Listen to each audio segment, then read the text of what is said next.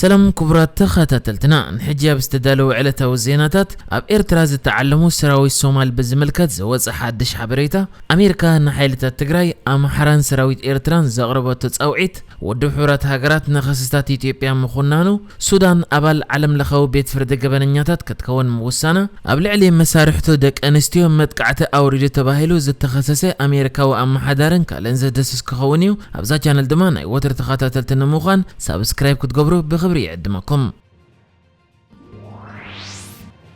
ابز حلف اوارح مزارو معكنات كوينم زنبرو اب ايرترا يعلمو الله زتبهلو سراوي الصومال ابز ملص قربا صومنات ناب عدم كملو ستسبيت كمزلو حجي تزرغي حيزلو نز غداي ملكيتو مصنعت زغبره صبصاب حبيرو بمسرت تزرغي حيزلو صبصاب اتم اب ايرترا كعلمو صنحو سراوي الصومال اب قربا صومنات ناب عدم تمليسوم اب استفلاليه بوتاتات كمدبو كمزخونو نزي مملاس نايزوم اب ايرترا استعلمو سراويت نمدلاوكا ابزوان حدا غجل لوخنا ايرترا اب صومال كمزلو تغليصو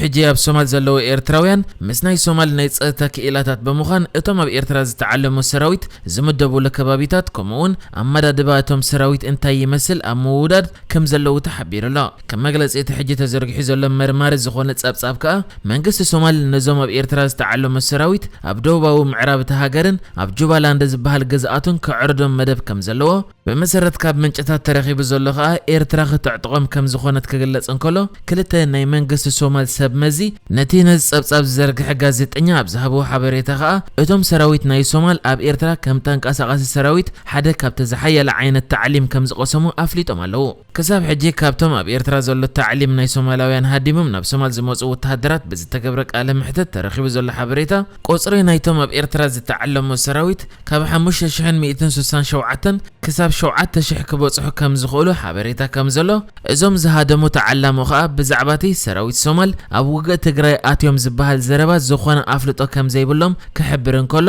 እቲ ንጸብጻብ ዝዘርግሕ ጋዜጠኛ እውን እዞም ሰራዊት ኣብ ውግእ ትግራይ ተሳቲፎም ደማ ኣይኮኑን ክሳብ ሕጂ ጭብጢ ከም ዘይረኸበ ዘሎ እዩ ተዛሪቡ ካብቶም ሃዲሞም ዝመጹ ሰራዊት ከ እቶም ቃለ ምሕተት ዝገበሩ ከም ዝሓበርዎ እቲ ኣብ ኤርትራ ዝቆስምዎ ዝነበሩ ተዕሊም ብጣዕሚ ከቢድ ከምኡ ድማ ግድለት ናይ መኣዛዊ ምግብን ሕክምናዊ ቀረብን ከም ዝነበሮ ኣብ ገለ እዋን ከ ምስ ናይ ኤርትራ ዓለምቲ ግጭት ተኸፊቱ ከም ዝነበረን ሸውዓተ ካብቶም ናይ ሶማል ወተሃደራት ህይወቶም ከም ዝሰኣኑን እዞም ዝሃደሙ ክሕብሩ እንከለዉ መንግስቲ ሶማል ግና ኣብ ኤርትራ ይዕለሙ ካብ ዘለዉ ወተሃደራቱ ሓደ ጥራይ ህይወቱ ከም ዝሰኣነ ከም ዝዛረብ እዩ እዚ ሕጂ ኣብ ድምፂ ኣሜሪካ ተዘርጊሑ ዘሎ መርማሪ ዝኾነ ጸብጻብ ዝሕብር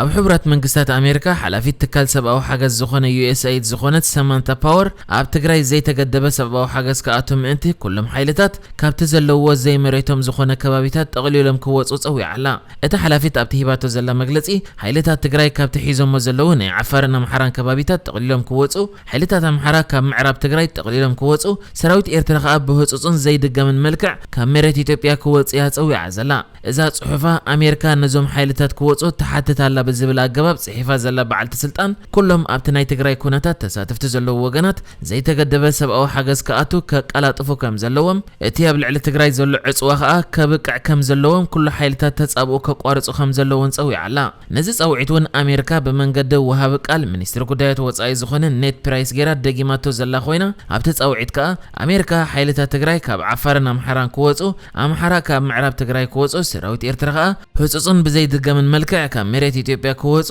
ፀዊዓ ዘላ እዚ ከምዚሉን ከለኻ ወዲ ሕራት ሃገራት እቲ መንግስቲ ኢትዮጵያ ኣብ ልዕሊ ሰብኣዊ ሓገዛት ዝህቡ ትካላት ዝገብሮ ዘሎ ሓደገኛ ምጥቃን ከም ዝኹንን ኣፍሊጡ ወዲ ሕራት ሃገራት ኣብ ተኾነነኡ መንግስቲ ኢትዮጵያ ንሰብኣዊ ሓገዛት ዝህቡ ትካላት ወገነኛት ዘለዎም ከምኡ ድማ ንሓይልታት ትግራይ ትዕቕቡ ኣለኹም ብምባል ይኸሶም ብምህላዊ ይኾኒኑ ወዲ ሕራት ሃገራት ኣብ መግለጺ ወሲኹ እዚ ኣብ ልዕሊ ሰብኣዊ ሓገዝ ዝህቡ ሰራሕተኛታት ዘሎ ጠቕነ ክቋረጽ ኣለዎ እቶም ክስታት ርትዓውያን ኣይኮኑን ከምኡ ድማ ሃነጽቲ ይኮኑን እንድሕር ክስ ክቐርብ ኮይኑ ኸ ምስ መርትዖ ክቐርብ ኣለዎ ብምባል ወዲ ሕብራት ሃገራት መንግስቲ ኢትዮጵያ እቲ ኣብ ልዕሊ ሰብኣዊ ሓገዝ ዝህባ ትካላት ዘውርዶ ዘሎ ክስታት ከቋርጽ ሓቲቱ ይዝርከብ መንግስቲ ፌደራል ኢትዮጵያ ከም መቐጸልታ ናይቲ ኣብ ልዕሊ ሰብኣዊ ሓገዛት ዝህባ ትካላት ዝገብሮ ዘሎ ጸቕጢ ኸ ሕጂ እውን ንሓካይም ብዘይዶብ ዝበሃልን ኖርዌጃዊ ቤት ምኽሪ ስደተኛታት ዝበሃልን ክልተ ትካላት ሰብኣዊ ሓገዝ ኣብ ኢትዮጵያ ክህብዎ ዝጸንሑ ሓገዛት ጠቕሊሎም ከቋርጹ ሓበሬታ ሰዲድሎም ከም ዘሎ ተገሊጹ እዘን ክልተ መላ ኢትዮጵያ ዝተፈላለየ ሓገዛት ክህባ ዝጸንሐ ናይ ሰብኣዊ ረድኤት ዝኾና ትካላት